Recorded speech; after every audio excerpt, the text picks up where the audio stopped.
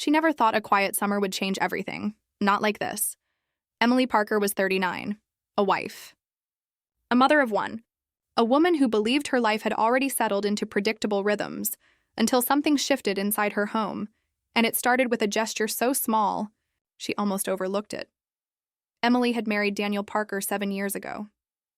Daniel was steady, reliable, the kind of man who paid bills on time and made sure the lawn was mowed every Saturday morning. He also worked long hours in construction management, weeks on the road, nights when the house felt far too big and far too quiet, which left Emily at home, running everything: groceries, chores, parent-teacher meetings, lonely evenings with nothing but the hum of the refrigerator for company. But this summer was different. Daniel's son, Alex, was home from college. 20 years old, quiet, sharp-eyed, the kind of young man who noticed details no one else did. Emily had always kept a respectful distance. She wasn't his mother. She never tried to be. But she wanted to be someone he could trust. For years, Alex was polite but distant, careful with his words, guarded with his feelings, until now. It began one humid July afternoon. Emily was in the backyard, struggling to drag a heavy bag of mulch toward the garden. Her hands slipped, her hair clung to her forehead, sweat stinging her eyes. Suddenly, the bag lifted from her grasp. Alex was there. Tall, strong, effortless. "I've got it," he said softly. Emily blinked, startled. "Thank you, I didn't even hear you come out." He gave a small smile, nothing more, but his eyes lingered on hers a moment longer than usual. Something flickered. Something she couldn't name. That evening when she came into the kitchen, the counters were spotless. The sink gleamed. Every dish had been washed and stacked neatly. On the table sat a single mug of chamomile tea. Her favorite. Steam rising like a gentle invitation. A small note beside it read, "You work too hard. Take a break." Her heart skipped. Her hands trembled slightly as she lifted the cup. She told herself it was just kindness. Nothing more. But the warmth that spread through her chest told a different story. The days that followed carried a rhythm she hadn't expected. Alex appeared when she least anticipated it, lifting boxes from the attic, carrying groceries, handing her a glass of cold water after she'd been in the sun too long, and each time, his gaze stayed with her. Not bold, not reckless, just steady, as if he saw her. Truly saw her. It unsettled her. And yet, it made her feel alive in a way she hadn't in years. One Friday night, the shift became undeniable. Emily had been cleaning the den, hair falling loose, shirt dust-stained, her body tired. She was ready to collapse on the couch when Alex walked in holding a small bag. "I got you something," he said. She frowned, surprised. "For me?" He nodded, a faint flush coloring his cheeks. "You do a lot. Thought you deserved it." Inside was a lavender-scented candle. Her favorite fragrance. Emily's breath caught. Her chest tightened with something she couldn't define. "Alex, I don't know what to say. Just say you'll light it," he murmured, his dark eyes never leaving hers. That night, they ate takeout together. Green curry, spicy and warm.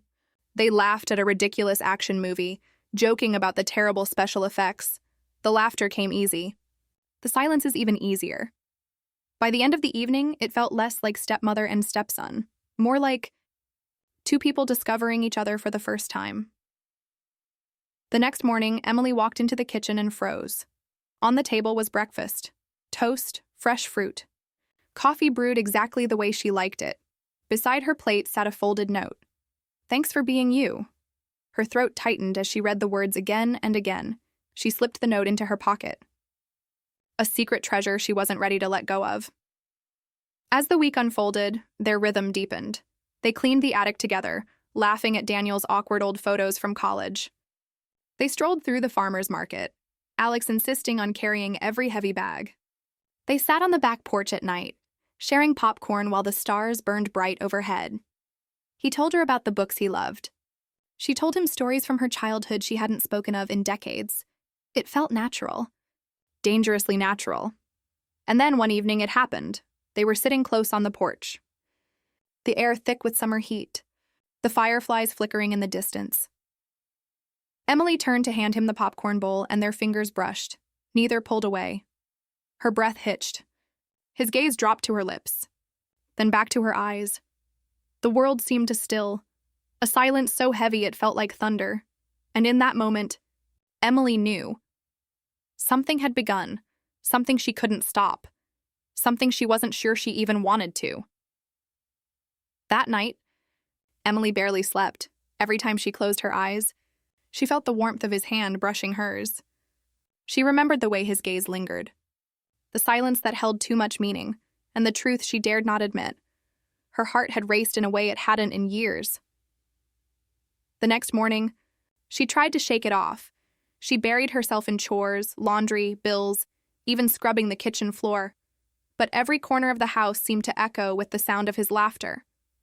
Every step reminded her of the quiet moments they had shared, and when she found that folded note still tucked inside her pocket, she pressed it to her chest, eyes closing against a storm of feelings she couldn't name.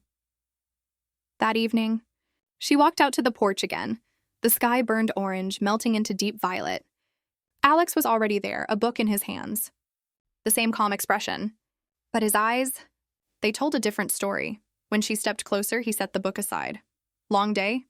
he asked, his voice low. Emily gave a half smile. Something like that. Silence stretched between them, but it wasn't empty. It was charged. Like the air before a storm, then he said it. "You deserve more than this." Her breath caught. More than what? More than being alone all the time. More than carrying everything by yourself. You deserve to be seen. His words cut straight through her. Because deep down, she knew he was right. She opened her mouth to reply, but no sound came. Instead, she felt the sting of tears. Hot, unwelcome, but honest. Alex reached for her hand. Gently, carefully. And this time, she didn't pull away. Her chest rose and fell, heart hammering. "Alex?" she whispered, her voice breaking. But before she could say more, he leaned forward.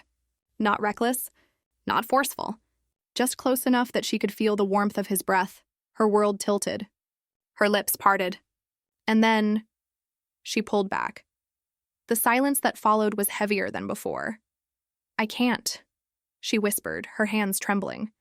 His jaw tightened, but he nodded slowly. "I know." The ache in his eyes nearly undid her, but Emily turned away, clutching the porch railing as if it could hold her upright, because she knew the truth. If she stayed another moment, she wouldn't have the strength to walk away. The days after that felt fragile. They moved around each other carefully.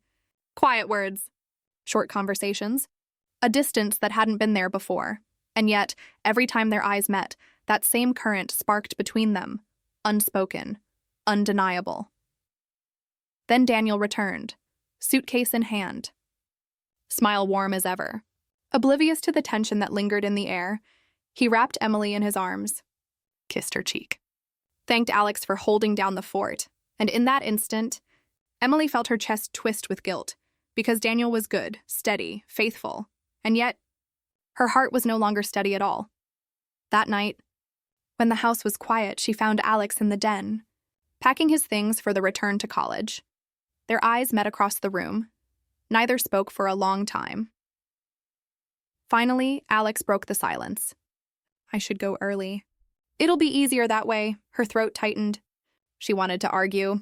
She wanted to beg him to stay, but instead she only whispered, "Take care of yourself." He nodded, his face unreadable. But as he lifted his bag, he paused. "Emily, for what it's worth, you mattered to me. More than you know." And then he was gone. The weeks that followed were hollow. Daniel was back.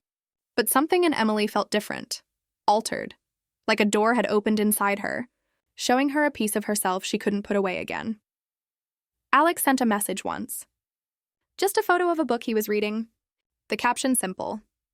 "This one reminded me of you." She stared at it for a long time, tears blurring her vision, because what had begun as small gestures, a candle, a note, a shared laugh, had turned into something far more dangerous. And though they had stepped back, though nothing had truly crossed the line, the bond was real, undeniable, irreversible. Emily often asked herself, was it wrong that a single summer changed her so deeply? Or was it simply proof that love, in its strangest forms, always finds a way to be seen? Even now, as she sets dinner on the table, as Daniel tells another story about his long workday, she feels it, the echo of a summer. The memory of fireflies, the warmth of words that made her feel alive again, and she knows. Sometimes life shifts in ways no one plans. Not loud. Not obvious. But in quiet moments, moments that whisper, "You matter. You are seen." And those moments, they never really leave.